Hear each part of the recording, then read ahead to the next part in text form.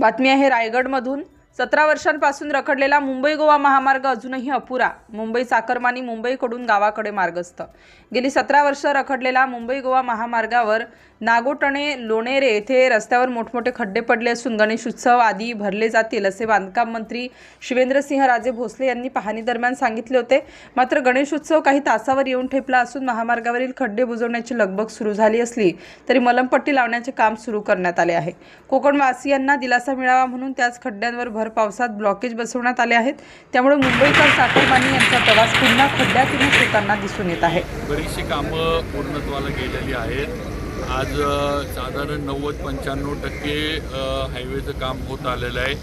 काही ठिकाणी थोडंफार एजन्सीज नीट नव्हत्या, काही ठिकाणी नैसर्गिक ह्याच्यामुळं कामं लांबली, काही ठिकाणी लँड ॲक्विजिशनमुळं कामं लांबली, अशा काही अडचणी आहेत। आज मानगाव इंदापूर वगैरे इथले जे आहेत तिथं थोडा उशीर लागणार आहे तिथली कामं व्हायला, कारण त्यांचे टेंडर जे आहेत ते जरा उशिरा झाले। त्यामुळे आज तिथं नवीन एजन्सी दिल्यात आपण ज्या कामं सुरू केली, रेल्वे ओव्हरब्रिज असतील, बायपास असेल, हे सगळं जे आहे हे आता अंतिम याच्यामध्ये आलं आहे। आणि त्याच्या पलीकडं सांगतो, त्याच्या पलीकडं सुद्धा जी कामं पूर्वीच्या ह्याच्यातनं राहून गेली, मग आता ज्या ठिकाणी आपण उभं आहे इथं त्यांना व्हेकल अंडरपास पाहिजे।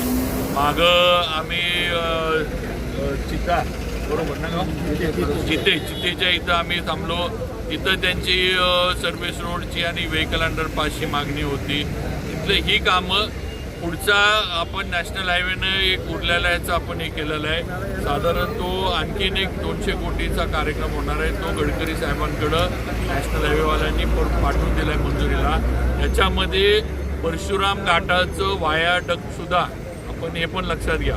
परशुराम घाटामध्ये ॲक्सिडेंट होतात, ते डोंगरसारखा कोसळतो, तिथं बरेच हे होतं। त्यामुळे मधल्या अधिवेशनात पण हा विषय झाला होता। परशुराम घाटाचं नवीन वायाडक्टचा सुद्धा सर्वे करून आपण गडकरी साहेबांकडे पाठवलं। Thank you sir.